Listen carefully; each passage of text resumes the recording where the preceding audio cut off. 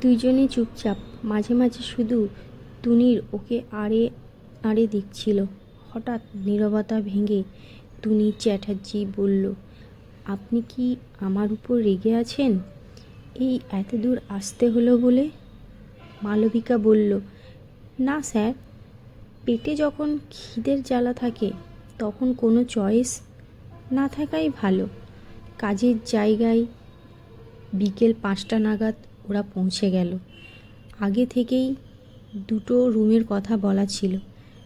হোটেলের দুটো রুমের চাবি দুজনকে দেওয়া হয়েছে। যে যার লাগেজ নিয়ে রুমে চলে গেল।